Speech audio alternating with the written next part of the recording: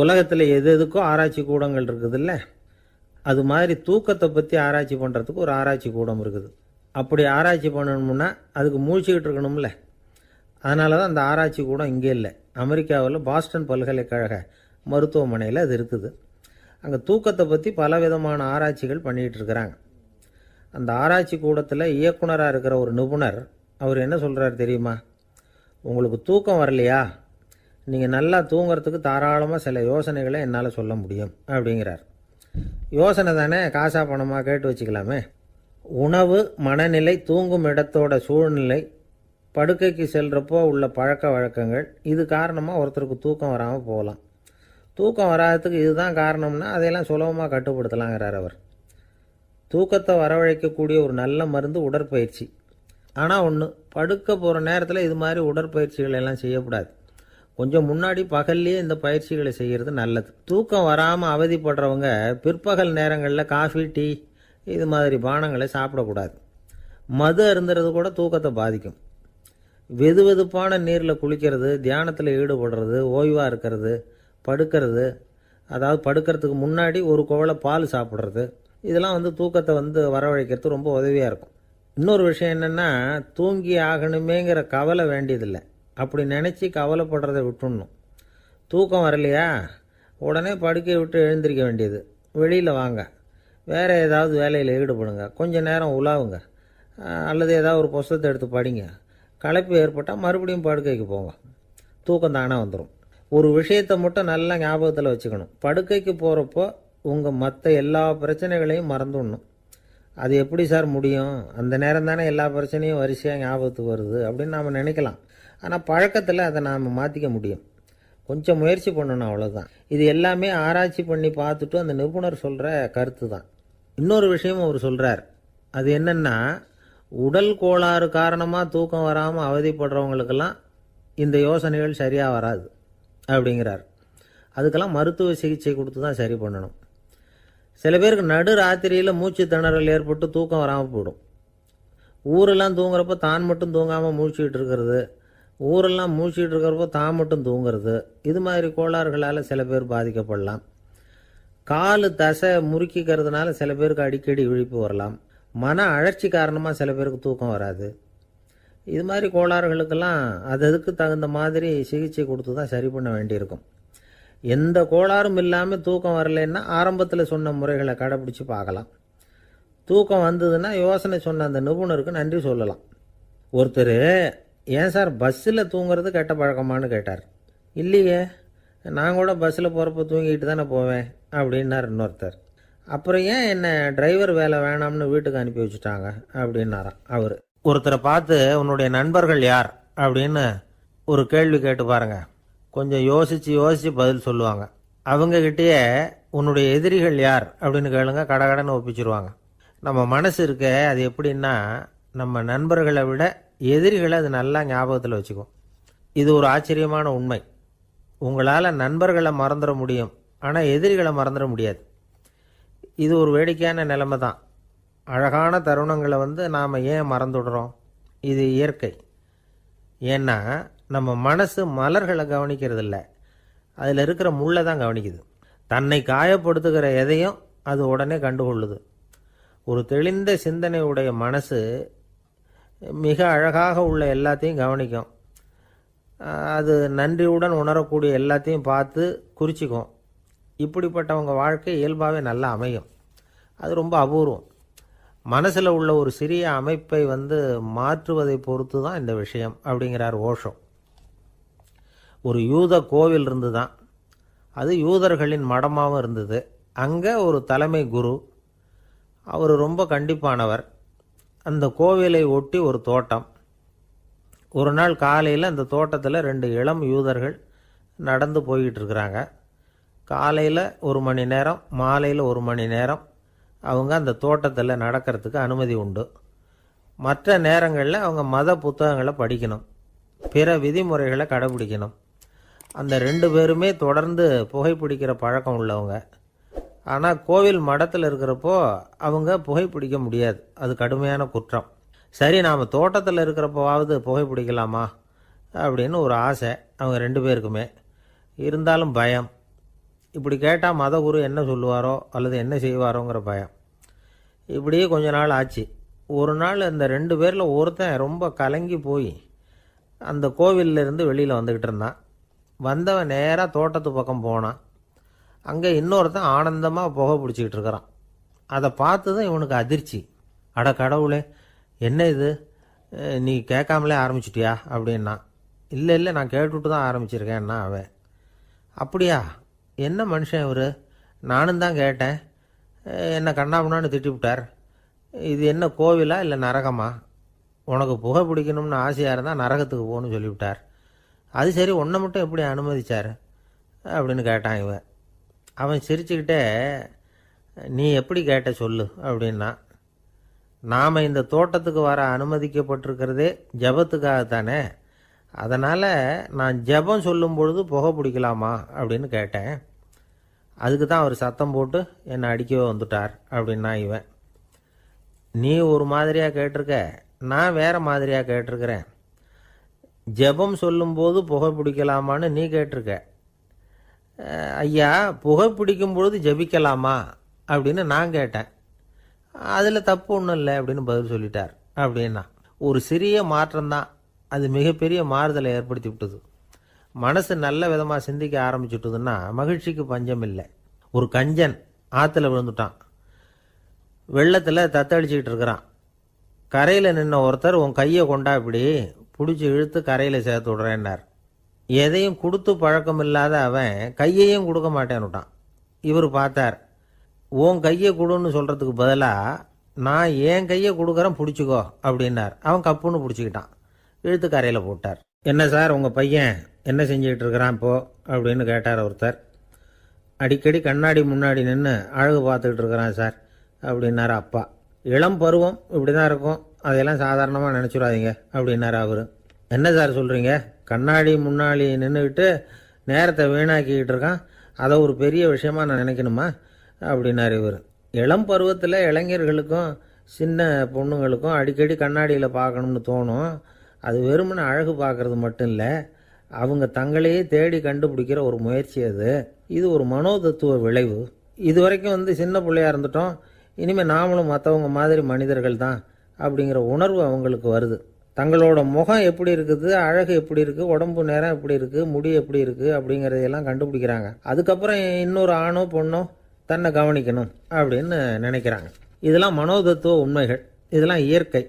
இதை பார்த்துட்டு பெற்றவங்க பிள்ளைங்க கெட்டு போட்டாங்க அப்படின்னு நினைக்கக்கூடாது, அவங்கள திட்டிக்கிட்டே இருக்கக்கூடாது. இன்றைக்கி பல குடும்பங்களில் இதுதான் நடந்துக்கிட்டு இருக்குது. மனுஷ வாழ்க்கையிலேயே இப்படியும் இல்லாத அப்படியும் இல்லாத ஒரு பருவம் இளம் பருவம். 13லேருந்து 19 வயசுக்கு உட்பட்ட ஆண்கள் பெண்கள் இந்த வகையை சேர்ந்தவங்க, டீனேஜ் குரூப். இவங்களை சின்னவங்கன்னு நினச்சிட முடியாது, பெரியவங்கன்னு நினச்சிட முடியாது. இவங்க ரொம்ப சென்சிட்டிவ். சமூகம் நினச்சா இவங்களை நல்லவங்களாகவும் ஆக்கலாம், கெட்டவங்களாகவும் ஆக்கலாம். கொஞ்சம் அக்கறை எடுத்துக்கிட்டால் பெரிய பெரிய மேதைகளையும் விஞ்ஞானிகளையும் உருவாக்கலாம். ஆனால் நடக்கிறது என்ன தெரியுமா, அநேகமாக இவங்களை யாருமே சரியாக புரிஞ்சுக்கிறது இல்லை, இவங்களை சரியாக நடத்துறதும் இல்லை. இது வரைக்கும் நாம் சொல்கிறத கேட்டுக்கிட்டு இருந்தான், இப்போல்லாம் அவன் இஷ்டத்துக்கு நடக்க ஆரம்பிச்சுட்டான் அப்படின்னு வருத்தப்படுற பெற்றோர்கள் அதிகம். இது வருத்தப்படுற விஷயம் இல்லை, சந்தோஷப்பட வேண்டிய விஷயம். உங்கள் புள்ள சொந்தமாக யோசிக்க ஆரம்பிக்கிறதும் நடந்துக்க ஆரம்பிக்கிறதும் ஒரு தப்பான விஷயமா? அவன் கடைசி வரைக்கும் உங்கள் பேச்சையே கேட்டுக்கிட்டு இருக்கணுங்கிறது என்ன நியாயம்? இன்றைக்கி இளைஞர்களை பெரியவங்க தப்பாக புரிஞ்சுக்கிட்டு தவறாக நடத்துறதுனால தான் அவங்களுக்கு வெறுப்பு, எரிச்சல், மனக்கசப்பு எல்லாம் உண்டாகுது. பெற்றவங்க சரியாக மதிக்கிறது இல்லை அப்படிங்கிற ஒரே காரணத்தினாலேயே வீணாக போகிற பிள்ளைங்க இன்றைக்கி அதிகம். சரி, பெற்றவங்களுக்கு இன்றைக்கி என்ன தான் புத்தி சொல்ல வர்றீங்க அப்படின்னு கேட்குறீங்களா? நாம் எதையும் சொல்ல வரல, ஆனால் அது சம்பந்தமான சில நிபுணர்கள் சொல்லியிருக்கிறத உங்கள் காதில் போட்டு வைக்கலாம். அது என்னென்னா, பிள்ளைங்க கிட்ட அன்பு செலுத்துங்க. குழந்தையாக இருந்தப்போ எவ்வளவு பாசமாக இருந்தீங்க, வளர வளர அதை ஏன் குறைச்சிக்கிறீங்க? பெற்றவங்களின் அன்பான வார்த்தைகளுக்கு ஏங்குறவங்க தான் இன்றைய இளைஞர்கள். அவங்க எதை சொன்னாலும் அதை அக்கறையாக காது கொடுத்து கேளுங்க, அலட்சியப்படுத்தாதீங்க. அவங்க விரும்புகிறது உங்கள்கிட்டேருந்து ஒரு மதிப்பு, மரியாதை, அங்கீகாரம், இவ்வளவுதான். அவங்க அவங்களாவே முடிவுகள் எடுக்கட்டும், அதுக்கு நீங்கள் உதவியாக இருங்க, அது போதும். மற்றவங்க முன்னாடி, முக்கியமாக அவங்க நண்பர்கள் முன்னாடி அவங்கள பற்றி மட்டமாக பேசாதீங்க. அவங்கக்கிட்ட பொய் சொல்லக்கூடாது. நீங்கள் சொன்னது பொய்ன்னு தெரிஞ்சு போச்சுன்னா உங்கள் பேரில் அவங்களுக்கு இருக்கிற மதிப்பு போயிடும், நம்பிக்கை போயிடும். அவங்களுக்கு முன்னாடி நீங்கள் சண்டை போடக்கூடாது. உங்கள் பிள்ளைய எப்பவும் இன்னொரு பிள்ளையோட ஒப்பிட்டு பேசுகிற வேலையே வேணாம். கூட பிறந்த மற்றவங்களோட கூட ஒப்பிடக்கூடாது. இப்படி செஞ்சால் அவன் உங்ககிட்டையும் பிரியமாக இருக்க மாட்டான், அவங்ககிட்டையும் பிரியமாக இருக்க மாட்டான். புள்ள எங்கே போகிறான், என்ன பண்ணுறான் அப்படின்னுலாம் துப்பறிஞ்சிக்கிட்டு இருக்கக்கூடாது. இளைஞர்கள் தனிமையை விரும்புகிறவங்க. அவங்கள பெட்டியில் வச்சு மூடி பாதுகாக்கணும்னு நினைக்கக்கூடாது. அவங்கள எப்படி பாதுகாக்கிறது அப்படிங்கிறது அவங்களுக்கே தெரியும். உங்கள் புள்ள எப்படி நடந்துக்கணும்னு நீங்கள் எதிர்பார்க்குறீங்களோ அது மாதிரி நீங்கள் நடந்து காட்டுங்க, அது போதும். ஒரு வீட்டில் அப்பாவும் அம்மாவும் பேசிகிட்டு இருக்கிறாங்க. என்னங்க நம்ம பொண்ணு பெரியவளாயிட்டா, அடிக்கடி கண்ணாடி முன்னாடி போய் நின்றுக்கிட்டு இருக்கிறா, சீக்கிரமாக ஒரு பையனை பார்த்து கல்யாணத்தை முடிக்காமல் இப்படி மசன்னு கல் மாதிரி உட்காந்துருக்குறீங்களே அப்படின்னு சத்தம் போட்டாங்க அந்த அம்மா. அவசரப்படாத, பார்க்கறதுக்கு கண்ணுக்கு அழகாக லட்சணமாக புத்திசாலியாக ஒரு பையன் கிடைக்க வேணாமா, அதுதான் பார்த்துக்கிட்டு இருக்கிறேன் அப்படின்னார் அப்பா. இதுக்கு அந்த அம்மா சொல்கிறாங்க, எங்கள் அப்பா இப்படியெல்லாம் நினச்சிக்கிட்டு இருந்திருந்தா எனக்கு கல்யாணமே ஆயிருக்காது தெரியுமா அப்படின்னாங்களாம். 1816 வருஷம் செப்டம்பர் மாதம் 11 பிரான்ஸ் தேசத்தில் உள்ள ஒரு மருத்துவமனை. அங்கே ஒரு இளம் டாக்டர் கொஞ்ச நாளைக்கு முன்னாடி தான் அந்த ஆஸ்பத்திரியில் புதுசாக வேலைக்கு சேர்ந்துருக்கிறார். அவர் பேர் ரெனே லெனக். அவர் அன்னைக்கு காலையில் அந்த மருத்துவமனையில் அப்படியே ரவுண்ட்ஸ் வந்துக்கிட்டு இருக்கிறார். வார்டில் ஒரு படுக்கையில் ஒரு இளம் பெண் படுத்திருக்கிறா. அந்த பொண்ணுக்கு இருதய நோயாக இருக்கலாம்ங்கிறது மற்ற டாக்டர்கள் சந்தேகம். அந்த காலத்துல எல்லாம் ஒருத்தருடைய இருதய துடிப்பை தெரிஞ்சுக்கணும்னா நோயாளியின் மார்பில் டாக்டர் காதை வச்சு பார்த்து தான் தெரிஞ்சுக்கிறது வழக்கம். ஆனால் இந்த பெண்ணும் இளம் பெண், அந்த டாக்டரும் புதுசாக சேர்ந்துருக்கிறவர். அதனால் பரிசோதனை பண்ண தயங்கினார். கொஞ்ச நேரம் யோசனை பண்ணார். திடீர்னு ஒரு ஞாபகம் வந்தது அவருக்கு. அதாவது அன்னைக்கு விடியற் காலையில் தோட்டத்தில் அப்படி வாக்கிங் போயிட்டு இருந்தப்போ சின்ன பசங்கள்லாம் ஒரு மரக்கட்டையை வச்சு விளையாடிக்கிட்டு இருந்தாங்களாம். அதை இவர் பார்த்துருக்கிறார். அது என்ன விளையாட்டுனா, ஒரு நீளமான மரப்பலகை, அதில் ஒரு முனையில் ஒரு பையன் தன்னுடைய காதை வச்சுக்கிட்டு இருக்கிறான், மறுமுனையில் இன்னொரு பையன் அந்த மரப்பலகையை ஒரு ஆணியால் கீறிக்கிட்டு இருக்கிறான். ஒரு முனையில் ஆணியால் கீறும் பொழுது மறுமுனையில் காதை வச்சிருக்கிற பையனுக்கு அந்த சத்தம் துல்லியமாக கேட்குது. அந்த டாக்டருக்கு காலையில் பார்த்த இந்த விளையாட்டு ஞாபகத்துக்கு வந்துட்டுது. உடனே என்ன பண்ணார் தெரியுமா? ஒரு நீளமான காகிதத்தை எடுத்தார். அதை அப்படியே உருளை மாதிரி உருட்டினார். ஒரு முனையை அந்த நோயாளியின் மார்பில் இடது பக்கம் வச்சார், இன்னொரு முனையில் தன்னுடைய காதை வச்சார். என்ன ஆச்சரியம்! நோயாளியின் மார்பில் நேரடியாக காதை வச்சு கேட்குறத விட துல்லியமாக கேட்டுது இதய துடிப்பு. இதய துடிப்பு மட்டும் இல்லை, மூச்சு இழுத்து விடுறது, திரவ பொருள்களின் அசைவு, எல்லா சத்தமும் தெளிவாக கேட்குது. கிரேக்க மொழியில் ஸ்டெத்தாஸ் அப்படின்னா மார்பு, ஸ்கோப்பின் அப்படின்னா பார்ப்பதுன்னு அர்த்தம். அதனால் டாக்டர் ரெனே லெனக் தான் கண்டுபிடிச்ச கருவிக்கு ஸ்டெத்தஸ்கோப் அப்படின்னு பேர் வச்சார். அவரே முதல் மாடலையும் செஞ்சார். அளவு ரொம்ப பெருசாக இருந்தது, சுலபமாக எடுத்துகிட்டு போகிறது கஷ்டம், அது அவ்வளோ கஷ்டமாக இருந்தது அது. அதனால் அவரே அதை அப்புறம் 2 பிரிவாக தயார் பண்ணார். இது 2 துண்டையும் டாக்டர் தன்னோட கோட்டு பாக்கெட்டில் வச்சுக்கலாம், தேவைப்படுறப்ப எடுத்து ஒன்றா சேர்த்துக்கலாம். இப்படி தான் அவர் ஆரம்பத்தில் பண்ணார். தன்னுடைய இந்த கண்டுபிடிப்பை பற்றி அவர் ஒரு புத்தகம் எழுதினார். நிறைய விற்றுது, புகழும் பணமும் சேர்ந்தது. பணமும் புகழும் சேர்ந்தது மாதிரியே அவருக்கு ஒரு நோயும் சேர்ந்தது. அது என்ன நோயின்னு கண்டுபிடிக்கிறதுக்கும் அவர் கண்டுபிடிச்ச கருவி தான் உபயோகப்பட்டு தான். அவரே அதை கண்டுபிடிச்சார். அவருக்கு வந்திருந்தது காச நோய். 1826 வருஷம் ஆகஸ்ட் மாதம் 13 உலகத்தின் முதல் ஸ்டெதஸ்கோப்பை கண்டுபிடிச்ச டாக்டர் ரெனே லெனக் காலமானார். அவர் சாகிறதுக்கு முன்னாடி மரத்தால் செஞ்சு வச்சுருந்த ஸ்டெதஸ்கோப்பை தனக்கு வேண்டியப்பட்ட ஒரு டாக்டர்கிட்ட கொடுத்து, என்னுடைய சொத்துக்கள்லேயே ரொம்ப வசந்தது அப்படின்னு சொன்னாராம்.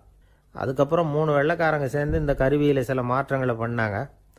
ஆனால் 1829 லண்டனில் டாக்டர் நிக்கோலஸுங்கிறவர் ஒரு காதால் இதய துடிப்பை கேட்குறத விட டாக்டர் 2 காதாலையும் கேட்குறது தான் சரியாக இருக்கும் அப்படின்னு ஒரு கருத்தை வெளியிட்டார்.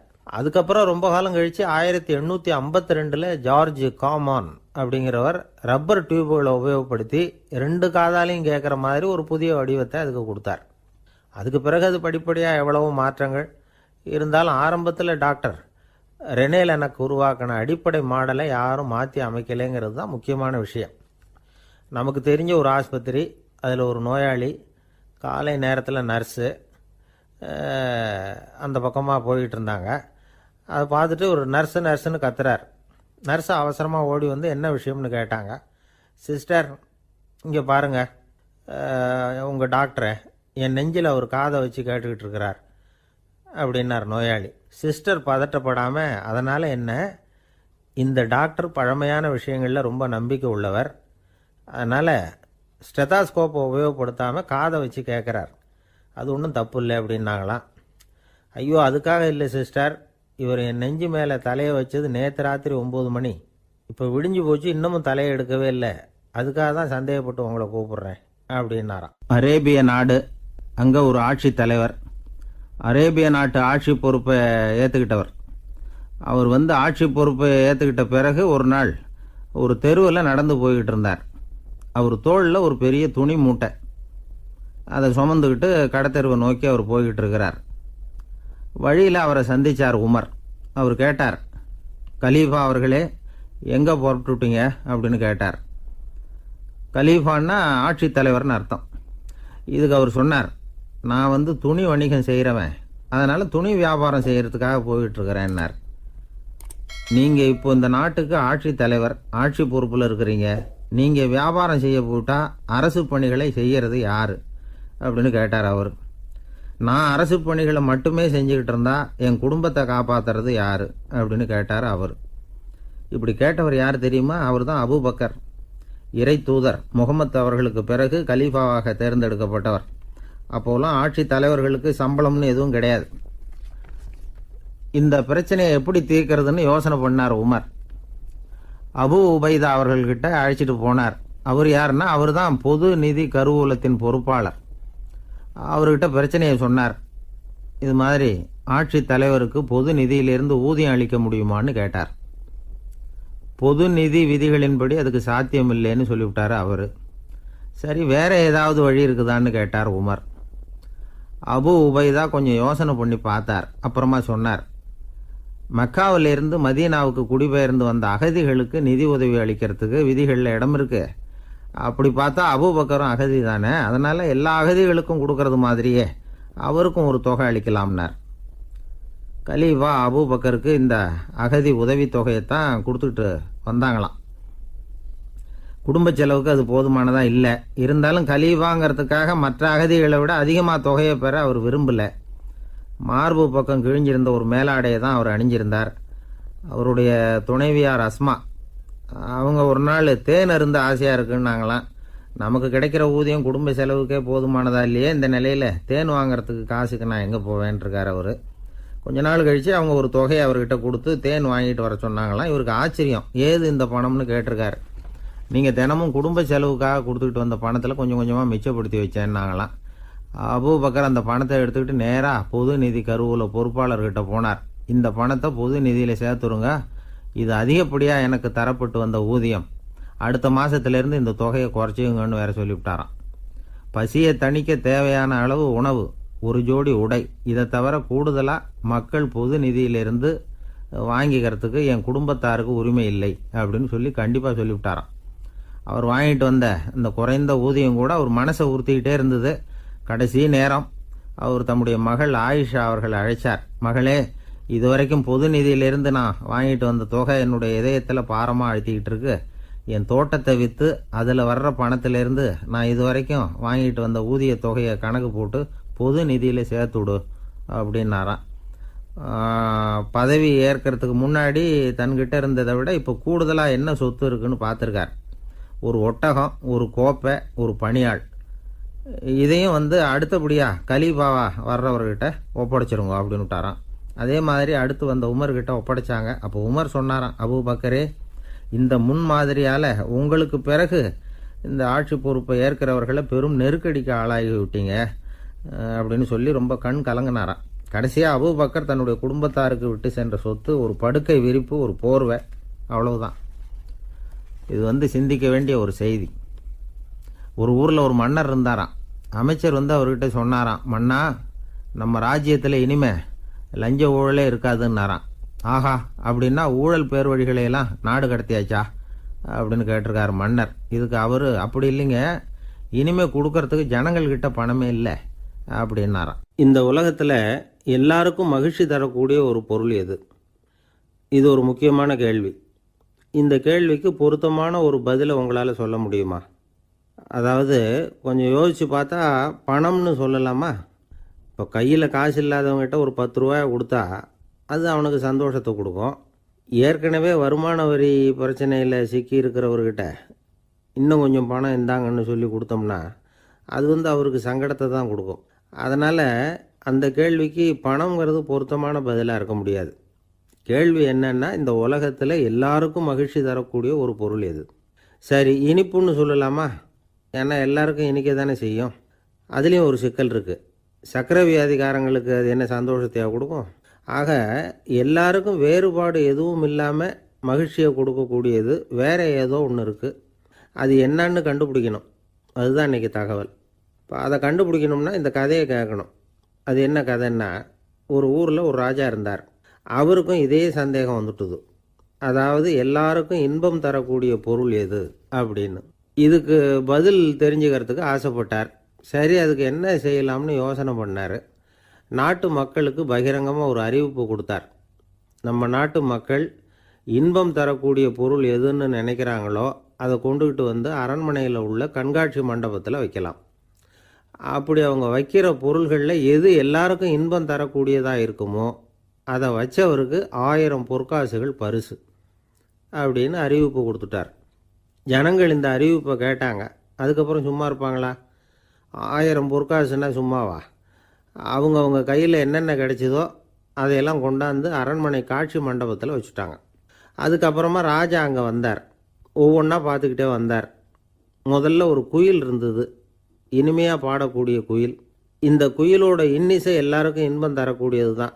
இருந்தாலும் காது கேட்காதவங்களுக்கு இந்த இசை எப்படி இன்பம் தர முடியும்? அதனால் இது சரியில்லைன்னு விட்டார். அடுத்தபடியாக போனார். அங்கே என்ன வச்சுருக்குறாங்கன்னு பார்த்தா ஒரு அழகான மயில் அங்கே தோகை விரித்து ஆடிக்கிட்டு இருக்குது.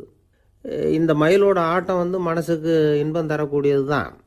இருந்தாலும் பார்வை இல்லாதவங்க இந்த ஆட்டத்தை பார்த்து ரசிக்க முடியுமா? முடியாது. அதனால் இதுவும் சரியில்லை அப்படின்னு சொல்லிவிட்டார். அதுக்கு அடுத்தபடியாக போனார். பல வகையான இனிப்பு பண்டங்களை வச்சுருந்தாங்க. பார்த்தார், வயசானவங்களுக்கும் நோயாளிகளுக்கும் இது இன்பம் தராது, துன்பம் தான் கொடுக்கும் அப்படின்னார். இப்படி ஒவ்வொன்றா பார்த்துக்கிட்டே போகிறார். அழகான மலர்கள், கனிகள், ஓவியங்கள் எதுவுமே பொருத்தமாக தெரியல. சகல பேருக்கும் இன்பம் தரக்கூடிய வகையில் எதுவும் இல்லை. கடைசியாக வந்தார். அங்கே ஒரு களிமண் பொம்மை இருந்தது. அது என்ன பொம்மை தெரியுமா? பசியால் வாடி இருக்கிற ஒருத்தருக்கு ஒரு அம்மா இனிமையாக பேசிக்கிட்டு சோறு போடுறது மாதிரி அந்த பொம்மையை செஞ்சுருந்தாங்க. அதுக்கு கீழே அன்பு அப்படின்னு எழுதியிருந்ததுதான். ராஜா பளிச்சுன்னு ஒரு முடிவுக்கு வந்தார். அந்த பொம்மையை செஞ்ச சிற்பியை வரவழைச்சார், பரிசு கொடுத்தார். அன்பு ஒன்று தான் எல்லாருக்கும் இன்பம் அளிக்கக்கூடிய பொருள். காது கேட்காதவங்களும் அதை கேட்க முடியும், பார்வை இல்லாதவங்களும் அதை பார்க்க முடியும், குழந்தைகளும் அதை உணர முடியும் அப்படின்னு அதுக்கு விளக்கம் கொடுத்தார் அந்த மன்னர். இந்த உலகத்தில் எல்லாருக்கும் மகிழ்ச்சி தரக்கூடிய ஒரு பொருள் அன்பு தான். அதை புரிஞ்சுக்கிட்டு தான் சில கணவன்மார்கள் மனைவி பேரில் ரொம்ப அன்பை காட்டிக்கிறது வழக்கம். ஒரு வீட்டு வாசப்படி பக்கமாக மழைக்கு ஒதுங்கினார் ஒருத்தர். மழை தூரிக்கிட்டு இருந்தது, இருட்டு நேரம். அந்த வீட்டில் இருந்தவர், இன்றைக்கி ராத்திரி வேணும்னா இங்கேயே தங்கிட்டு காலையில் போங்க அப்படின்னார். உடனே இவர் சொன்னார், ரொம்ப நன்றிங்க, ஒரு 10 நிமிஷத்தில் இதை வந்துவிடுறேன் அப்படின்னு சொல்லிவிட்டு எங்கேயோ ஓடினார். 10 நிமிஷம் கழித்து திரும்பி வந்தார். ஆமாம், எங்கே போயிட்டு வந்தீங்கன்னு கேட்டார் வீட்டில் இருந்தவர். நேராக எங்கள் வீட்டுக்கு போய் மனைவி கிட்ட இன்றைக்கி ராத்திரி இங்கேயே தங்கிக்கிறேன்னு சொல்லிவிட்டு வந்துட்டேன் அப்படின்னார் அவர். அன்பில் இது ஒரு ரகம். ஆசைப்படுறதுல தப்பு இல்லை, ஆனால் அந்த ஆசை தேவைக்கு தகுந்த மாதிரி இருக்கணும். தேவைக்கு மீறிய ஆசைகள் இருக்குது பாருங்கள், அது தேவையில்லை. இந்த கருத்தை வலியுறுத்தது மாதிரி ஒரு கதை உண்டு. தேவேந்திரனுக்கு திடீர்னு வீடு கட்டணும்னு ஒரு ஆசை வந்துதான். வீடுன்னா நாம் கட்டுற மாதிரி இல்லை. தேவேந்திரன் வீடுன்னா சும்மாவா? ஒரு பிரம்மாண்டமான அரண்மனை கட்டணும். அது மாதிரி இந்த 3 லோகத்துலேயும் ஒரு அரண்மனை கிடையாது அப்படின்னு எல்லாரும் சொல்லணும். இது அவனோட ஆசை. உடனே தேவ தச்சரான விஸ்வகர்மாவை கூப்பிட்டான், உத்தரவு போட்டான். விஸ்வகர்மா தன்னுடைய உதவியாளர்களை எல்லாம் கூப்பிட்டு ஒன்றா சேர்த்துக்கிட்டார். படாத பாடுபட்டு ஒரு பெரிய அரண்மனையை கட்டி முடித்தார். கட்டி முடிக்க 1000 வருஷம் ஆச்சு. தேவேந்திரன் பார்க்குறான். அவனுக்கு திருப்தி ஏற்படலை. என்னுடைய அந்தஸ்துக்கு இது ரொம்ப சாதாரணமான கட்டிடம், இதை விட இன்னும் பெருசாக கட்டு அப்படின்னா. தேவ தச்சர் திணறி போயிட்டார். அவரால் அதுக்கு மேலே எதுவும் செய்ய முடியல. என்ன பண்ணுறதுன்னு யோசனை பண்ணார். நேராக நாரதர் காலில் போய் விழுந்தார். நீங்கள் தான் என்னை இந்த பிரச்சனையிலேருந்து காப்பாற்றணும்னார். நாரதர் யோசனை பண்ணார். சரி, கவலைப்படாதேன்னார். நேராக இந்திரங்கிட்ட போனார். இந்திரன் வந்து நாரதரை பார்த்த உடனே வாங்கன்னு கூட்டிகிட்டு போய் அரண்மனையை காட்டினான். இது மாதிரி ஒரு அரண்மனையை நீங்கள் வேற எங்கேயாவது பார்த்துருக்குறீங்களா அப்படின்னு ரொம்ப பெருமையாக கேட்டான். நான் பார்த்ததில்ல, ஆனால் என்னை விட வயசில் மூத்தவர் மகரிஷி லோமேசர், அவர் ஒரு வேளை பார்த்துருக்கிறாரா என்னமோ அப்படின்னார். உடனே அவரை மனசில் நினச்சி தியானம் பண்ணினார். அடுத்த கணம் லோமேசர் அங்கே வந்தார். இடையில ஒரு சின்ன துண்டு, கையில் ஒரு கமண்டலம், தலையில் ஒரு பாய், அவ்வளவுதான் அவர்கிட்ட இருந்தது. எதுக்காக தலையில் எந்த பாய் அப்படின்னு கேட்டான் இந்திரன். என்ன மாதிரி அற்ப ஆயுள் உள்ள ஒரு ஜீவன் தனியாக வீடு கட்டிக்கிட்டு திண்டாடணுமா? இந்த பாய் தான் ஒரு வீடு மாதிரி எனக்கு நிழல் கொடுக்குது அப்படின்னார் அவர். என்னது, உங்களுக்கு வந்து அவ்வளவு கொஞ்சமான ஆயுளா அப்படின்னு ஆச்சரியத்தோடு கேட்டான் இந்திரன். ஆமாம், இதை பாரு, என்னுடைய மார்பில் ஒரு பொற்காசு அளவுக்கு ரோமம் உதிர்ந்துட்டுது. எப்போ என் உடம்புல உள்ள எல்லா ரோமமும் உதிர்ந்துருமோ அப்போ என்னுடைய ஆயுள் முடியும் அப்படின்னார். எப்போ அந்த ரோமங்கள் பூரா உதிரும்னு கேட்டான் இவன். ஒரு பிரம்மா மறைஞ்சதும் ஒரு ரோமம் உதிரும். என் உடம்புல உள்ள ரோமங்களின் எண்ணிக்கை எவ்வளவோ அவ்வளவு பிரம்மாக்கள் தோன்றி அவங்க ஆயுள் முடியும் பொழுது என் உடம்புல உள்ள ரோமங்கள் பூரா உதிரும் அப்படின்னார். அப்படின்னா ஒரு பிரம்மாவோட ஆயுள் எவ்வளவு காலம்னு கேட்டான். ஒரு பிரம்மாவுக்கு 100 தேவ வருஷம். ஒவ்வொரு தேவ வருஷத்துக்கும் 365 தேவ நாள். ஒவ்வொரு தேவ நாள்லேயும் ஒன்ன மாதிரி 14 இந்திரர்கள் தோன்றி மறைகிறாங்க அப்படின்னு மகரிஷி லோமேசர் சொல்கிறார். இதை கேட்டதும் இந்திரன் ஆடி போயிட்டான். அவ்வளவு ஆயுள் உள்ள இவரே அற்ப ஆயுள்னு சொல்கிறார். நான் என்னுடைய ஆயுளை பெருசாக நினச்சிக்கிட்டு பிரம்மாண்டமான அரண்மனை கட்டணும்னு ஆசைப்படுறேனே அப்படின்னு நினச்சான். எனக்கு வீடு கட்டின வரைக்கும் போதும்னு விட்டான். அதனால் நாமெல்லாம் நம்முடைய தேவைக்கு தகுந்த மாதிரி ஆசைப்படுறது தான் நியாயம். ஆனால் அப்படியே நடந்துக்கிறோம். மனுஷன் வந்து கடவுளையே ஏமாற்றி காசு வாங்கிறதுக்குள்ள ஆசைப்படுறான். ஒருத்தன் கடவுளை நினச்சி தவம் இருந்தான். கடவுள் நேரில் வந்தார். தேவலோகத்தில் ரூபாய்க்கெல்லாம் என்ன மதிப்புன்னு கேட்டான். அங்கெல்லாம் ரூபாய்ங்கிறது உங்கள் பணத்தில் 1 கோடி ரூபாய்க்கு சமம். அதாவது தேவலோகத்தில் 1 ரூபான்னா இங்கே 1 கோடி ரூபா. அது மாதிரி எங்களுக்கு ஒரு நாளுங்கிறது உங்கள் கணக்கில் 1 கோடி வருஷத்துக்கு சமம் அப்படின்னார் கடவுள். அப்படின்னா எனக்கு நீங்கள் அதிகமாக எதுவும் தர வேணாம், உங்கள் கணக்குப்படி ஒரே 1 ரூபா கொடுங்க, அது போதும்னா இவன் ரொம்ப சாமர்த்தியமாக. கடவுள் யோசனை பண்ணார். அது ஒன்றும் கஷ்டம் இல்லை, 1 ரூபா தானே கேட்குற, கொடுத்துட்றேன். ஆனால் இப்போ வரும்பொழுது நான் எடுத்துக்கிட்டு வரல, எங்கள் கணக்குப்படியே 1 நாள் பொறுத்துக்க பணத்தோடு வந்துடுறேன் அப்படின்னு சொல்லிவிட்டு பறந்து போயிட்டார். ஒரு நாள் ஒரு தகப்பனார் தன்னுடைய பிள்ளையை அழைச்சிட்டு வந்தார். சார், இவன் சரியாக படிக்க மாட்டேங்கிறான், பெரியவங்களை மதிக்க மாட்டேங்கிறான், நீங்கள் கொஞ்ச நாள் இவனுக்கு குருவாக இருந்து நல்ல விஷயங்களை சொல்லி கொடுத்தா தேவையில்லைன்னார். பெரியவங்களையே மதிக்காதவன் எப்படி என்ன மதிக்க போகிறான் அப்படிங்கிறது நமக்கு யோசனை வரும் இல்லையா? வேணாங்க, என்னை விட்டுருங்க அப்படின்னோம். அவர் விட மாட்டேன்னு விட்டார். இல்லைன்னா அவரே சிஷ்யன் ஆகிடுவார் போல இருந்தது. சரி, வேறு வழி இல்லாமல் அந்த பையனையே என்னுடைய சீடை நான் ஏற்றுக்கிட்டு உபதேசம்லாம் பண்ண ஆரம்பித்தோம். அதாவது குரு பக்தின்னா அது எப்படி இருக்கணுங்கிறத பற்றி சொல்லி கொடுத்தோம் அவனுக்கு. சதமகர் அப்படின்னு ஒரு குரு இருந்தார். அவருக்கு ஒரு சீடர். அவன் பேர் துளசி சைதன்யன், நைஷ்டிக பிரம்மச்சாரி. தன்னுடைய குருவுக்கு எந்த நேரத்தில் எது தேவைங்கிறத புரிஞ்சுக்கிட்டு சேவை செய்கிறவன். ஆனால் இவனை பற்றி மற்ற சீடர்களுக்கு பொறாமல் வந்துட்டுது. இவன் மட்டும் இப்படி இருக்கானேன்னு உடனே குருக்கிட்ட போய் கோல் மூட்டினாங்க. அவன் சரியில்லை, அவன் நடந்துக்கிறது சரியில்லை, அப்படி இப்படின்னு எதையாவது சொல்லி. இருந்தாலும் இதையெல்லாம் அந்த குரு நம்பலை. அவருக்கு தெரியும் யார் யார் எப்படின்னு. துளசி சைதன்யன் பெருமையை மற்ற சீடர்களுக்கு உணர்த்தணும் அப்படின்னு நினைச்சார். அதுக்கு ஒரு வழி பண்ணார். ஒரு நாள் சீடர்களை எல்லாம் கூப்பிட்டுக்கிட்டு ஒரு காட்டு வழியாக போய்கிட்டு இருந்தார். அங்கே ஒரு பெரிய மலை அருவி கொட்டிக்கிட்டு இருந்தது. குரு சீடர்கள் பக்கம் திரும்பினார். இந்த மலையின் மேலே இருந்து அந்த படு பாதாளத்தில் குதிக்கிறதுக்கு உங்களில் யார் தயார் அப்படின்னு கேட்டார். ஒரு சீடனும் ஆய திறக்கலை, ஒதுங்கி நின்றுக்கிட்டாங்க. பின்னாடி மூட்டை முடிச்சோடு வந்துக்கிட்டு இருந்தான் துளசி சைதன்யன். அவனை பார்த்தார். தபாருப்பா, நீ மேலே இருந்து அந்த அருவியில் குதி அப்படின்னார். அப்படியே செய்கிறேன் சுவாமின்னா ஓடி போய் பொத்துன்னு குதிச்சுட்டான்.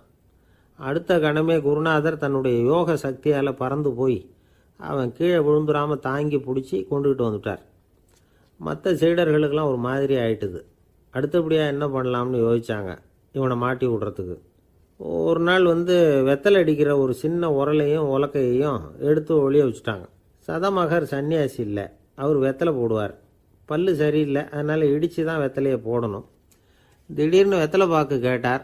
வழக்கமாக உரலில் இடித்து தர்றது தான் துளசியின் பழக்கம். உரலை தேடினா கிடைக்கல, என்ன பண்ணுறது குரு கேட்டுவிட்டாரே, குரு சேவை தானே முக்கியம். இவன் என்ன பண்ணா, வெத்தலை பாக்க தன்னுடைய வாயில் போட்டு முன்னு அதை எடுத்து அவர்கிட்ட கொடுத்துட்டான்.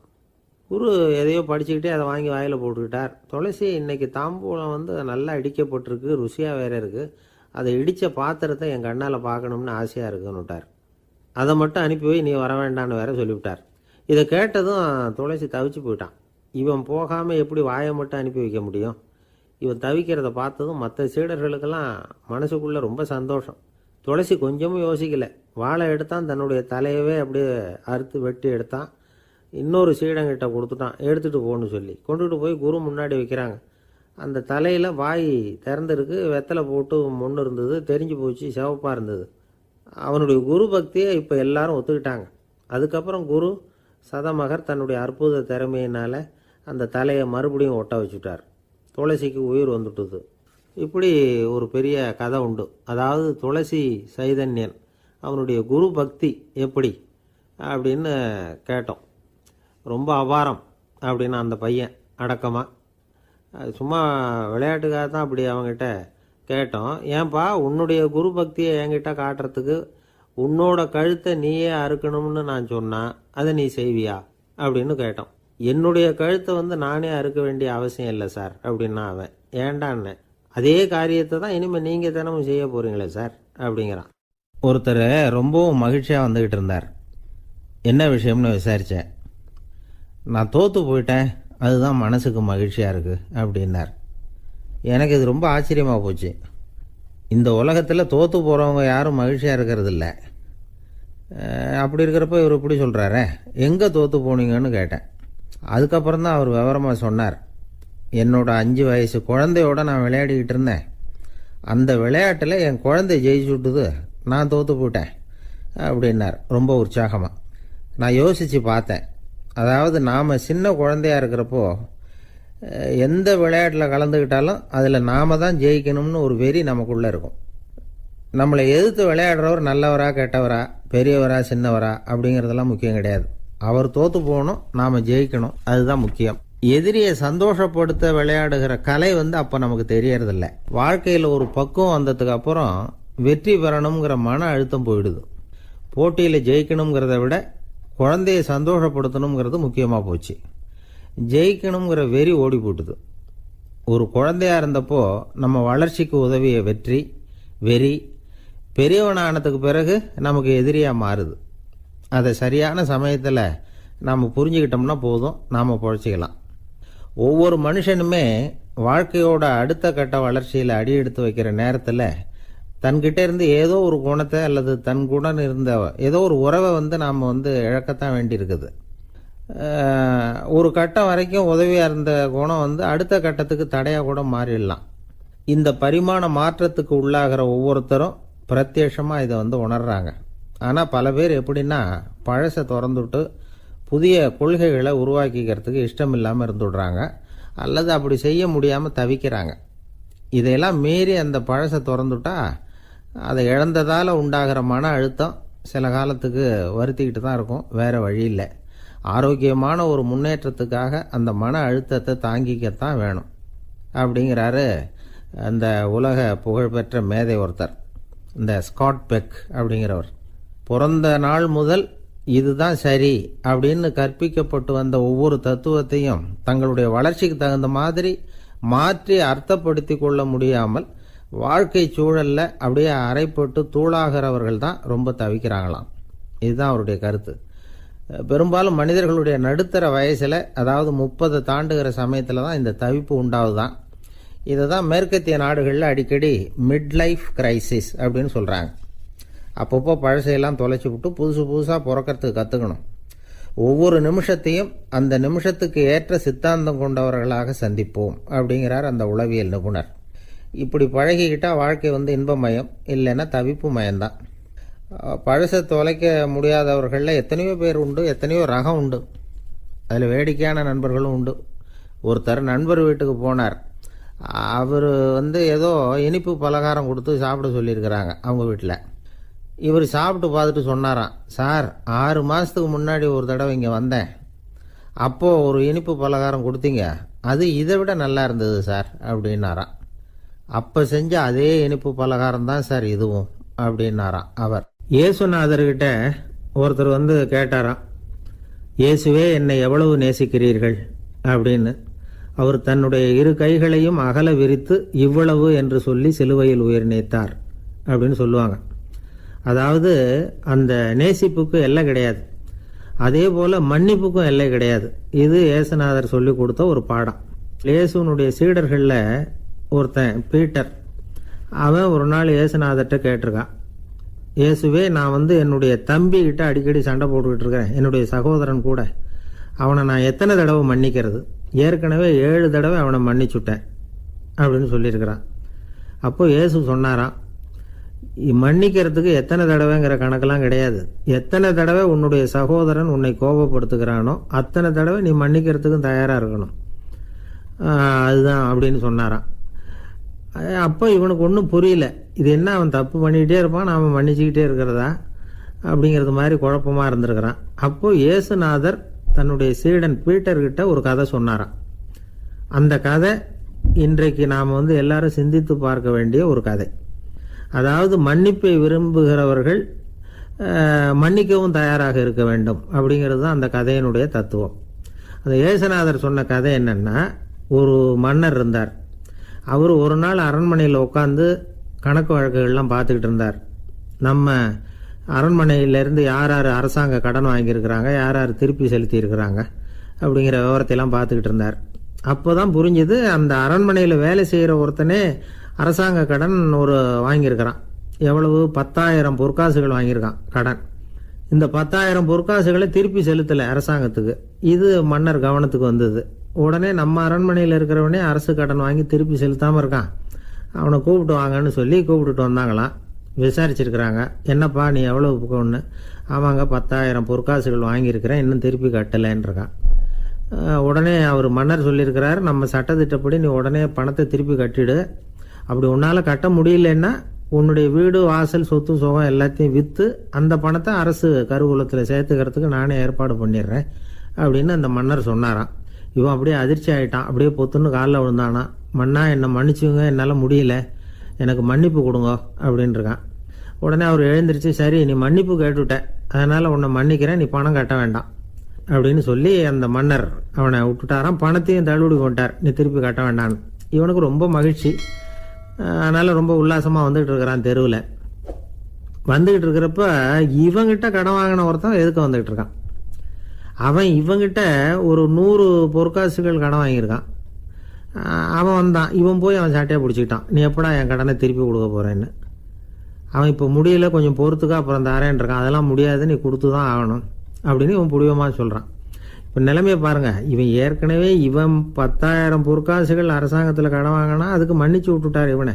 ஆனால் இவன் இன்னொருத்தனை மன்னிக்கிறதுக்கு தயாராக இல்லை. இவங்கிட்ட கடன் வாங்கின இன்னொருத்தன் 10 பொற்காசுகள், அவனை மன்னிக்க தயாராக இல்லை. அவனை கொண்டு போய் நீதிமன்றத்தில் கொண்டு போய் நிறுத்தி தண்டனை வாங்கி கொடுத்துட்டான்.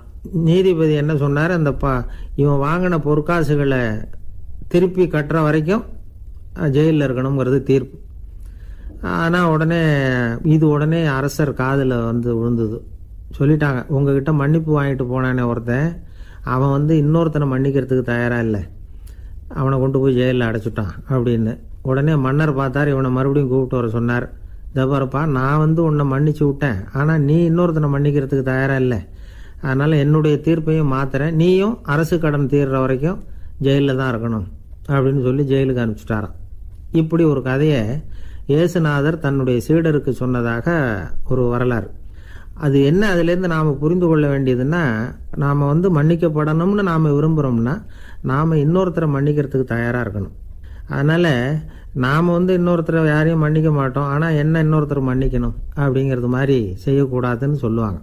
அது மாதிரி நாம் வந்து இப்போ இது தப்பாக புரிஞ்சுக்கிறவங்களும் இருக்கிறாங்க. பாவம் மன்னிப்புங்கிறதுலாம் எதுக்குன்னா, அதாவது மறுபடியும் பாவம் செய்யாமல் இருக்கிறதுக்காக தான். அதான் மன்னிக்கிறாரே அப்படிங்கிறதுக்காக மறுபடியும் பாவம் பண்ணிகிட்டு இருக்கிறது இல்லை. அதான் ஒருத்தர் கேட்டாராம், பாவத்திலேருந்து மன்னிப்பு கிடைக்கணும்னா நீ என்ன செய்யணும் அப்படின்னு கேட்டிருக்காரு. அதுக்கு அவன் சொல்லியிருக்கிறான், நான் முதல்ல பாவம் செய்யணும், அப்போ தானே மன்னிப்பு கிடைக்கும் அப்படின்னு நானாம். இப்படிப்பட்டவர்கள் தான் இன்றைக்கி உலகத்தில் அதிகமாக இருக்கிறாங்க. அதனால் இந்த மன்னிப்பின் மகத்துவங்கிறது இயேசுநாதர்கிட்டேருந்து தான் நாம் புரிஞ்சுக்கணும். அந்த இயேசு சொன்ன அந்த மன்னிக்கிற மனோபாவம் இருந்தால் இன்னைக்கு உலகம் பூராவும் அமைதி பூங்காவாக இருக்கும். அதில் ஒன்றும் ஆச்சரியமே இல்லை, அதில் ஒன்றும் சந்தேகமும் இல்லை. அதனால் மன்னிக்கிற மனோபாவத்தை நாம் எல்லாரும் நமக்குள்ளே வளர்த்து கொள்ள வேண்டும். அப்படிங்கிறது தான் நாம் இன்றைக்கு எல்லோரும் சிந்தித்து பார்க்க வேண்டிய ஒரு செய்தி. ஒரு வயசான அம்மா தெரு வழியாக போயிட்டு இருந்தாங்க. அவங்க கையில் எண்ணத்தையோ வச்சுக்கிட்டு அதை அடிக்கடி பார்த்துக்கிட்டே இருந்தாங்க. ஒருத்தன் மெதுவாக அவங்கக்கிட்ட போய் கையில் இருக்கிறது என்ன அப்படின்னு எட்டி பார்த்தா அவங்க கையில் 4 பல் இருந்துதான். இவன் ஆச்சரியமாக அந்த அம்மாவை பார்த்தான். ஏம்மா உனக்கு என்ன பைத்தியமா, ஏது இந்த பல், இதை என்னத்துக்காக கையில் வச்சுக்கிட்டு அலைஞ்சிக்கிட்டு இருக்கிற அப்படின்னு கேட்டிருக்கான். அதுக்கு அந்த அம்மா விவரம் சொல்ல ஆரம்பித்தாங்களாம். இதை பாருப்பா, எனக்கு ஒரு மகன் இருந்தான், அவனை ரொம்ப செல்லமாக வளர்த்தேன். அவனை தரையிலே நடக்க விடுறதில்ல, எப்பவும் தூக்கி வச்சுக்கிட்டு இருப்பேன். அவன் நல்லா பெரியவனாகி பள்ளிக்கூடம் போகிறப்ப கூட அவன் புஸ்தக மூட்டையை நான் தான் சுமந்துக்கிட்டு போவேன். பார்க்குறவங்க கூட கேலி பண்ணுவாங்க, ஏம்மா படிக்க போகிறது நீயா உன் பிள்ளையான்னு கேட்பாங்க. அவன் இன்னைக்கு எவ்வளோ பெரிய மனுஷன் ஆகிட்டான், வெளிநாட்டில் பெரிய உத்தியோகத்தில் இருக்கான். சமீபத்தில் இங்கே வந்துட்டு போனான். ஒரு நாள் ஏதோ கோபத்தில் என்ன அரைஞ்சுட்டான். அப்போ இந்த 4 பல்லும் கீழே விழுந்துட்டுது. இன்னமும் கூட விழுந்திருக்கும், ஆனால் பல்லு தான் இல்லை. என் புள்ள அரைஞ்சதுனால விழுந்த பல்லு இல்லையா அது, அதனால் இதை எப்பவும் என் கையிலேயே வச்சுக்கிட்டு ஆசையோடு பார்த்துக்கிட்டு இருக்கிறேன். அவன் தான் வெளிநாட்டுக்கு போட்டான், அவனை பார்க்க முடியாத ஏக்கத்தை நான் இந்த பல்லை பார்த்து போக்கிக்கிறேன் அப்படின்னு நாங்களாம் அந்த அம்மா. இந்த கதை எதுக்காகன்னா, தாய் அன்பு அப்படிங்கிறது எப்படிப்பட்டதுங்கிறத புரிஞ்சுக்கிறதுக்காக. கல்யாணம் ஆனதுக்கு அப்புறம் தாயை மறந்து விடுறவங்க எத்தனை பேர் இந்த உலகத்தில், அவங்க காதில் வேணுங்கிறதுக்காக தான் இந்த தகவல். ஆனால் ஒரு விஷயம் மட்டும் நல்லா புரிஞ்சுக்கணும், தாயை மதிக்க தெரிஞ்சவங்க தான் இன்றைக்கி வாழ்க்கையில் எல்லா விதத்துலேயும் முன்னுக்கு வந்திருக்கிறாங்க. வேணும்னா விசாரித்து பார்த்துக்குங்க. இன்னொரு அம்மா இருந்தாங்க, அவங்க தினமும் ஒரு கோயிலுக்கு வருவாங்க. சாமியை பார்த்து, கடவுளே நான் இறந்து போனால் நரகத்துக்கு போகணும் அப்படின்னு வேண்டிக்குவாங்களாம். எல்லோரும் சொர்க்கத்துக்கு போகணும்னு தானே கடவுள்கிட்ட வேண்டிக்குவாங்க. இந்த அம்மா தினம் நான் நரகத்துக்கு போகணும் அப்படின்னு வேண்டிக்கிறாங்க. அங்கேருந்து அர்ச்சகருக்கு இது சந்தேகம். ஒரு நாள் அதை நேரடியாகவே அவங்கக்கிட்ட கேட்டுவிட்டார். அதுக்கு அந்த அம்மா பதில் சொன்னாங்களாம், ஐயா எனக்கு கல்யாணம் ஆகி ரொம்ப நாள் வரைக்கும் குழந்தை பாக்கியம் இல்லாமல் இருந்தது. கோயில் குளம் எல்லாம் சுற்றி வந்தேன். ரொம்ப நாள் கழித்து ஒரு குழந்தை பிறந்தது, ஆண் குழந்தை. அவனை நான் ரொம்ப செல்லம் கொடுத்து வளர்த்தேன். அதோட விளைவு என்ன ஆச்சுன்னா, அவன் ரொம்ப மோசமாக ஆயிட்டான். கெட்ட பழக்க வழக்கம்லாம் கற்றுக்கிட்டான். அவன் இறந்து போனால் நிச்சயம் அவனுக்கு நரகம்தான் கிடைக்கும். அந்த அளவுக்கு கெட்டவன் அவன். அப்படிப்பட்ட காரியங்கள்லாம் பண்ணிகிட்ருக்கான், எனக்கு தெரியும். இவனுக்காக நரகத்தில் கூட யாரும் தயவு காட்ட மாட்டாங்க, தாட்சண்யம் காட்ட மாட்டாங்க. அதனால் இவனுக்கு முந்தி நான் இறந்து நரகத்துக்கு போயிட்டா அங்கே இவனை கவனிச்சிக்கலாமே, இவனுக்கு பணிவிடை செய்யலாமேன்னு பார்க்குறேன் அப்படின்னு நாங்களாம். அதனால தான் நான் நரகத்துக்கு போகணும்னு தினம் ஆண்டவனை வேண்டிகிட்டு இருக்கிறேன் அப்படின்னு கண்கலங்கி அந்த அம்மா சொன்னாங்களாம். அதுதான் தாய் உள்ளம்ங்கிறது. தாயின் பெருமையை சரியாக உணர்ந்துட்டா அவங்களுக்கு எப்பவும் எந்த கஷ்டமும் வராது. இது ஏதோ உபதேசத்துக்காக சொல்கிற வார்த்தை இல்லை, உண்மையான வார்த்தை. இந்த விவரத்தையெல்லாம் நண்பர் ஒருத்தர்கிட்ட சொல்லிகிட்டு இருந்தேன். அவர் கொஞ்ச நாள் கழித்து என்னை தேடி வந்தார். அவர் கையிலேயே 4 பல் வச்சுருந்தார். என்னங்க ஆச்சு, ஏதுங்க இந்த பல் அப்படின்னு விசாரித்தோம். உங்கள் உபதேசத்தை கேட்டுவிட்டு இந்த உலகத்தில் எல்லாரையும் தாயாக நினைக்க ஆரம்பிச்சிட்டேன். ஒரு அம்மாவை கடத்தரில் பார்த்து தாயேன்னு கூப்பிட்டேன். அவங்க உடனே பலார்னு என்னை அரைஞ்சிட்டாங்க, பல் விழுந்துட்டுது. அதை தான் பொறுக்கி எடுத்துக்கிட்டு நேராக உங்களை தேடி வந்துக்கிட்டு இருக்கிறேன்னார். தாயேன்னு தானே கூப்பிட்டீங்க, அதுக்கு ஏன் அரைஞ்சாங்க அப்படின்னு கேட்டோம். நான் தாயேன்னு கூப்பிட்டது அவங்க காதில் நாயேன்னு விழுந்துட்டு தான், அதுதான் இப்படி ஆயிட்டுது அப்படின்னார். ஊருக்கு வெளியில் அமைதியான ஒரு இடம், அங்கே ஒரு ஆசிரமம், அங்கே ஒரு சாமியார். அவர் தினமும் நல்ல போதனைகள்லாம் செய்வார். பல பேர் போய் அங்கேயே சில நாள் தங்கி இருந்து அவர் சொல்கிற அறிவுரைகளை எல்லாம் கேட்டுக்கிட்டு வர்றது வழக்கம். ஒரு தடவை அவரை பார்த்துட்டு போகிறதுக்காக 3 வெளியூர் தம்பதிகள் வந்தாங்களாம். அந்த மடத்திலேயே சாப்பிட்டுக்கிட்டு தங்கியிருந்து அவங்களுடைய போதனைகளை கேட்டுக்கிட்டு போகணுங்கிறது அவங்க நோக்கம். காலையில் குளிச்சுட்டு பூஜையில் உட்காந்தார் அந்த சுவாமி. இவங்களும் குளிச்சுட்டு அந்த பூஜையை பார்க்குறதுக்காக அவர் முன்னாடி உட்காந்தாங்க. பூஜை ஆரம்பமாச்சு. சம்பிரதாயப்படி அது ரொம்ப நேரம் நடந்துக்கிட்டே இருக்குது. இவங்களுக்கு நல்ல பசி இருந்தாலும் இந்த நேரத்தில் அதை எப்படி வெளியில் காட்டிக்கிறது? பேசாமல் இருந்தாங்க. அந்த சுவாமி பூஜையை முடித்தார். அதுக்கப்புறம் பேச ஆரம்பித்தார். பேச்சு அருமையாக தான் இருந்தது, அமிர்தமாக தான் இருந்தது. இருந்தாலும் இவங்களுக்கு இருக்கிற வயிற்று பசி அது சரியாக கவனிக்க விடலை. அந்த சுவாமியே இதை கவனித்ததா தெரியல. இவங்களுக்கு மனசுக்குள்ளே ஒரு எண்ணம், உள்ளே சாப்பாடு தயாராகிட்டு இருக்கும் போல இருக்குது, இந்த பேச்சு முடிஞ்சதும் நம்மளை உள்ளே அழைச்சிட்டு போய் சாப்பாடு போடுவாங்கன்னு நினைக்கிறோம் அப்படின்னு இவங்களாம் நினச்சிக்கிட்டாங்க. ஆனால் சுவாமி இதை பற்றி எதுவுமே பேசலை, கண்டுக்கலை. ஒரு அம்மாவால் அதுக்கு மேலே சும்மா இருக்க முடியுமா? முடியல. சாப்பாட்டை கவனிக்கலாமா அப்படின்னு சொல்லி மெதுவாக ஆரம்பித்தாங்க. கவனிக்கலாமே அப்படின்னு உள்ளே அழைச்சிட்டு போனார் சுவாமி. இவங்க ரொம்ப அவசரமாக எழுந்திரிச்சு உள்ளே ஓடினாங்க. அங்கே ஒரு மேஜை மேலே ஒரு கிண்ணம் மூடி இருந்தது. இதுதான் சாப்பாட்டு மேஜை போல இருக்கு, இங்கே சாப்பாடு வந்துடும் அப்படின்னு நினச்சாங்க. உடனே போய் சுற்றி உட்காந்துக்கிட்டாங்க. சுவாமி அந்த கிண்ணத்தை எடுத்து அந்த அம்மா கிட்ட கொடுத்தார். அவங்க அதை வாங்கி மூடியை திறந்து பார்க்குறாங்க. உள்ளே ஒரு சாவி இருக்குது.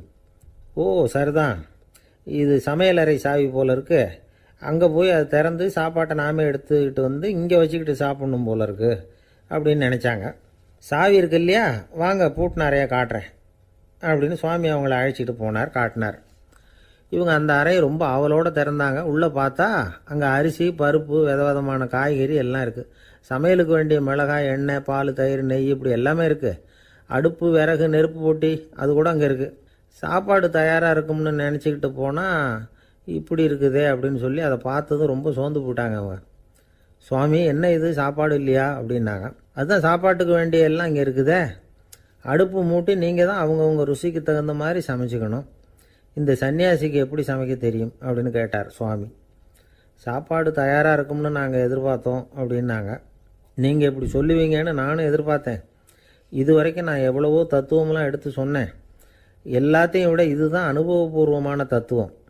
ஆண்டவன் நமக்கு நல்ல மனசை கொடுத்துருக்குறான், நல்ல வாய்ப்புகளையும் தந்திருக்கிறான், அதையெல்லாம் பயன்படுத்திக்கக்கூடிய மூளையையும் சிந்தனையையும் கொடுத்துருக்குறான்.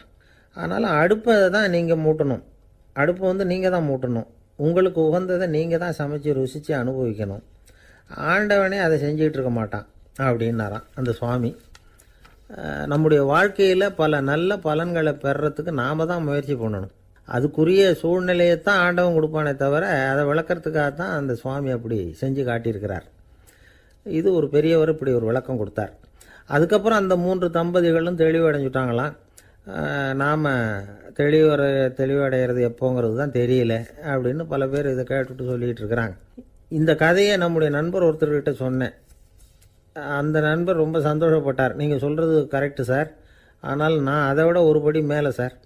எனக்கெல்லாம் அரிசி, பருப்பு இருக்கிற ரூம் எதுன்னு கையை காட்டிட்டா போதும். உடனே கிண்ணத்துலேருந்து சாவியை எடுத்து கொடுக்கணுங்கிற அவசியம்லாம் இல்லை எனக்கு. அப்புறம் எப்படி ரூமை திறந்துருவீங்க அப்படின்னு கேட்டேன். பூட்டை உடச்சி திறந்துருவேன், அதுதான் எனக்கு பழக்கம் அப்படிங்கிறார். நண்பர் இருக்கார். எப்போ பார்த்தாலும் கையில் ஒரு புத்தகம் இருக்கும். புத்தகம் இல்லாமல் எங்கேயும் புறப்பட மாட்டார். எதுக்காக இப்படி எடுத்துகிட்டு போகிறீங்க அப்படின்னு கேட்டால், எனக்கு இது ஒரு நல்ல நண்பன் மாதிரி. இந்த காலத்தில் எங்கே போனாலும் காத்திருக்க வேண்டியிருக்கு. அது மாதிரி சமயத்தில் நான் நண்பன் கூட பேசிக்கிட்டு இருப்பேன் அப்படிம்பாரான். ஒருத்தர் ஒரு பெரிய அரச பதவியில் இருந்தார். அவர் பதவியிலேருந்து இறங்க வேண்டிய சூழ்நிலை. அரசு கொடுத்துருந்த வீட்டை விட்டுட்டு வெளியில் வர்றார். வரும்பொழுது 2 கையிலேயும் 2 பெட்டியை எடுத்துகிட்டு வந்தாராம். சார், உங்களுடைய உடைமைகள் அப்படின்னு கேட்குறாங்க அங்கே இருந்த ஊழியர்கள். இவர் தன்னுடைய கையில் இருக்கிற பெட்டியை காட்டி, இதுதான் என்னுடைய சொத்து அப்படின்னாராம். ஒரு பெட்டியில் அவருடைய உடைகள், இன்னொரு பெட்டியில் அவர் விரும்பி படிக்கிற புத்தகங்கள். அவ்வளோதான். இதுதான் இருந்துதான். புத்தகம் படிக்கிறது மனசுக்கு நல்லதுங்கிறது நமக்கு தெரியும். புத்தக வாசிப்பு உடம்புக்கும் நல்லதுங்கிறாங்க. அது நமக்கு ஆச்சரியமாக தான் இருக்குது. ஒரு நபர் ஒரு வருஷத்தில் சராசரியாக 2000 பக்கங்களை படிச்சிருக்கணுமா, யுனெஸ்கோ பரிந்துரை. ஆனால் நம்ம நாட்டில் நாம் சராசரியாக படிக்கிறது 32 பக்கங்கள். அவ்வளவுதான். இவ்வளவுக்கு நம்ம நாட்டில் 6000த்துக்கும் மேற்பட்ட நாளேடுகள், 2000த்துக்கும் மேற்பட்ட இதழ்கள், மலர்கள் இவ்வளவு இருந்தோம், சரியாக வரல. இந்த உலகத்தில் முதல் நூலகம் எங்கே எப்போ ஆரம்பமாச்சு தெரியுமா? கிமு 2500ஆம் ஆண்டில் அது ஆரம்பமாயிருக்குது. பாபிலோனியாவில் அமில் அணு அப்படிங்கிற அரசன் தான் நூலகத்தை உருவாக்கி இருக்கிறான். அப்போல்லாம் தாள் கிடையாது, களிமண் தான். களிமண் பலகைகளில் எழுதி அது தொகுத்து அப்படியே நூலாக்கி அதை நூலகத்தில் வச்சுருப்பாங்களாம். அரசருடைய நூலகத்தில் 1000த்துக்கும் மேற்பட்ட நூல்கள் இருந்ததாக வரலாற்று குறிப்பு இருக்குது. அது மட்டும் இல்லை, அந்த நூலகத்தில் பொருள் வாரியாக, அதாவது சப்ஜெக்ட் வாரியாக புத்தகங்களை வகைப்படுத்தி வச்சுருந்தாங்களாம். அதில் மிச்சம் இருந்த ஒரு 25 களிமண் பலகை புத்தகங்கள் இன்றைக்கும் பிரிட்டிஷ் அருங்காட்சியகத்தில் இருக்குதான். அச்சு, தாள் இதெல்லாம் ஏற்பட்டதுக்கப்புறம் அமைக்கப்பட்டது தான் பிரான்ஸில் இருக்கக்கூடிய பாரிஸ் நூலகம். 1480 பிரெஞ்சு மன்னர் 11ஆம் லூயி இந்த நூலகத்தை அமைச்சாராம். ஆனால் அப்போல்லாம் அரசர்கள் மட்டும்தான் நூலகத்தை பயன்படுத்த முடியுமா. அதுக்கப்புறம் 17ஆம் நூற்றாண்டில் இந்த முறை மாறி பொதுமக்கள் அங்கே போகலாம், படிக்கலாம் அப்படிங்கிற நிலைமை வந்து தான் போட்லியன் நூலகம் அப்படின்னு அதுக்கு பேர் பாரிஸ் நகரத்தில் இருக்குது. அங்கே தான் நூல்களின் பட்டியல் தயாரிப்பு பணி ஆரம்பமாச்சு. கல்வி வளர்ச்சியையும் நூலகத்தையும் இணைச்சவர் நெப்போலியன் போனபார்ட். முன்பணம் செலுத்தி புத்தகத்தை படிக்கிற முறையையும் அவர் தான் கொண்டுட்டு வந்தாராம். மக்கள்கிட்ட வசூலிக்கிற வரியின் ஒரு பகுதியை நூலகத்துக்கு பயன்படுத்தினவரும் அவர் தானா. நெப்போலியன் நூலகத்தில் உலகத்தில் உள்ள எல்லா மொழி நூல்களும் இருக்குதான். அங்கே ஒரு தமிழ் நூலும் இருந்திருக்குது. அது என்னென்னா கம்பராமாயணம். சோவியத் யூனியனுக்கு படையெடுத்து போனப்போ அங்கேருந்து லட்சக்கணக்கான புத்தகங்களை இந்த பனிச்சறுக்கு வாகனங்கள் இருக்குல்ல அதில் கொண்டுகிட்டு வந்ததாக வரலாறு. அடுத்தபடியாக குறிப்பிட்டு சொல்லத்தக்க நூலகம் எதுன்னா பிரிட்டிஷ் நூலகம். மிக பழைய கையெட்டு பிரதியெல்லாம் கூட அங்கே இருக்குது. 1753 ஆரம்பமாச்சு. அதில் உள்ள நூல்களை வரிசையாக அடுக்கினா 180 கிலோமீட்டர் நீளத்துக்கு வருமா. மிகப்பெரிய நூலகம் அமெரிக்க தலைநகர் வாஷிங்டனில் இருக்குதான். இந்தியாவை பொறுத்த வரைக்கும் பெரிய பழைய நூலகம் எதுன்னா கல்கத்தா நூலகம். எல்லா இந்திய மொழி நூல்களும் இங்கே உண்டு. மகாகவி பாரதியார் நடத்தின இந்தியாங்கிற இதழின் எல்லா பிரதிகளும் அங்கே பாதுகாப்பாக இருக்குது. படிக்கும் பழக்கம் இங்கே வளர வேண்டியிருக்குது. ஒருத்தர்கிட்ட ஒரு புஸ்தகத்தை கொடுத்து விமர்சனம் எழுத சொல்லியிருந்தாங்க. கொஞ்ச நாள் கழித்து அவரை போய் பார்த்து, என்னங்க புஸ்தகத்தை படித்து பார்த்தீங்களா அப்படின்னு கேட்டாங்களாம். இதுக்கு அவர் சொல்லியிருக்கிறார், இன்னும் நான் படித்து பார்க்கலிங்க, இப்போ தானே விமர்சனமே எழுதி முடிச்சிருக்கிறேன், இனிமே தான் படிக்கணும் அப்படின்னாராம். ஒருத்தர் அவசரமாக போய்கிட்டு இருந்தார். எங்கே போய்கிட்டு இருக்கீங்க அப்படின்னு கேட்டார் ஒரு பெரியவர். கடைக்கு போகிறேன் சார், சாமான் வாங்கிறதுக்கு அப்படின்னார்.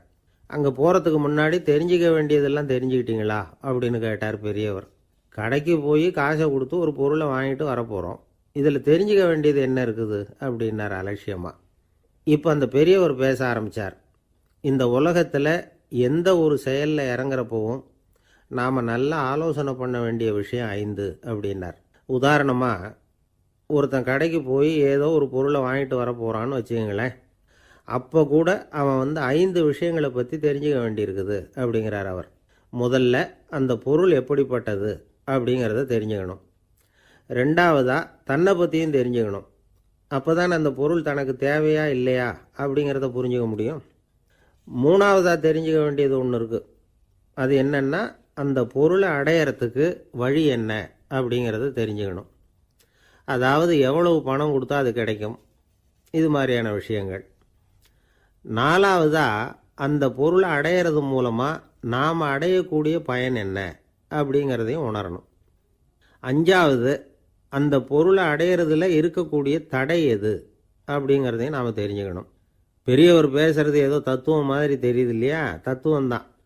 அதாவது இப்படி உலகியல் வாழ்க்கையில் சின்ன சின்ன விஷயங்கள்லேயே நாம் 5 விஷயங்களை தெரிஞ்சுக்க வேண்டியிருக்குது. அது ரொம்ப அவசியமாக இருக்குது. பேரின்ப நிலைன்னு சொல்கிறாங்கல்ல, அது மாதிரி பெரிய சமாச்சாரங்கள்லேயும் இந்த 5 விஷயங்களை நாம் தெரிஞ்சுக்க வேண்டியிருக்குது. அதுக்கு பேர் என்னன்னா அர்த்த பஞ்சகம். வைணவ சமயத்தில் அர்த்த பஞ்சகம்ங்கிறது ரொம்ப பெரிய விஷயம். கடைக்கு போகிறது மாதிரி கடவுளை பார்க்க போகிறப்பவும் நாம் 5 விஷயங்களை தெரிஞ்சுக்கணுமா. முதல்ல பரம்பொருள் அப்படிங்கிறது என்ன, அதோட தன்மைகள் என்ன, இதை தெரிஞ்சுக்கணும். இதுக்கு பேர் என்னன்னா பரமாத்ம ஸ்வரூபம் அப்படின்னு பேர். ரெண்டாவது, நாம் யார், நம்மோட தன்மை என்ன அப்படிங்கிறத தெரிஞ்சுக்கணும். நான் யாருன்னு எனக்கே தெரியலங்கிறப்போ இதை நான் சொல்கிறேன்னு இது என்னுடையதுன்னு சொல்கிறது தப்பு தானே. அப்புறம் மூணாவது விஷயம், பரம்பொருளை நாம் அடையிறதுக்கு வழி எது, இது தெரிஞ்சுக்கணும். இது உபாய ஸ்வரூபம் அப்படின்னு பேர். நாலாவது விஷயம், நாம் அடைய வேண்டிய பயன்கள் என்ன அப்படிங்கிறது தெரிஞ்சுக்கிறது. இதுக்கு புருஷார்த்தம் அப்படின்னு பேர். அஞ்சாவது, அந்த பயனை அடைய விடாமல் தடுக்கிற தடைகள் யாவை அப்படிங்கிறது தெரிஞ்சுக்கிறது. இது விரோதி ஸ்வரூபம். இதைத்தான் தடையியல் அப்படின்னு சொல்கிறாங்க. அதாவது பரமாத்மாவை பற்றிய அறிவு, ஜீவாத்மாவை பற்றிய அறிவு, உபாயம் பற்றிய அறிவு, புருஷார்த்தம் பற்றிய அறிவு, இந்த 4 அறிவுக்கும் எதிரடையா, அதாவது அதையெல்லாம் தப்பாக புரிஞ்சுக்கிறதால உண்டாகக்கூடிய அறிவு விரோதி ஸ்வரூபம். என்ன இது தகவலில் ஏதாவது கதை சொல்லுவீங்கன்னு பார்த்தா ஏதோ தத்துவம் பேசிகிட்டு இருக்கிறீங்களே அப்படின்னு நினைக்கலாம். இதுவும் தெரிஞ்சுக்க வேண்டிய ஒரு பெரிய விஷயந்தான். காதில் போட்டு வச்சா எப்போவாவது உபயோகப்படும். என்னுடைய நண்பர் ஒருத்தர் ஒரு நாள் என்கிட்ட சொன்னார், சார் அடுத்த மாதம் தஞ்சாவூரில் ஒரு கல்யாணம், போகிறதா வேண்டாமா அப்படின்னு ஒரே குழப்பமாக இருக்குது அப்படின்னார். நான் உடனே இந்த அர்த்த பஞ்சக உபதேசம் பண்ண ஆரம்பித்தேன். அவர் எல்லாத்தையும் பொறுமையாக கேட்டுவிட்டு, சரி சார் நான் போகிறதுன்னு முடிவு பண்ணிவிட்டேன்னார். எப்படி இந்த முடிவுக்கு வந்தீங்க அப்படின்னு கேட்டேன். அவர் சொன்னார், சார் அந்த 2வது பாயிண்ட் ஒன்று சொன்னீங்களே, அதை புரிஞ்சுக்கிட்டதுக்கு அப்புறம்தான் இந்த முடிவுக்கு வந்தேன் அப்படின்னார். என்ன 2வது பாயிண்ட்டுன்னு? அதாவது தன்னை பற்றி புரிஞ்சுக்கணும் அப்படின்னு சொன்னீங்க. உடனே என்னை பற்றி புரிஞ்சுக்கிட்டேன், நான் யாருங்கிறது எனக்கு தெரிஞ்சுது, உடனே போகிறது தான் நல்லதுன்னு முடிவு பண்ணிவிட்டேன்னார்.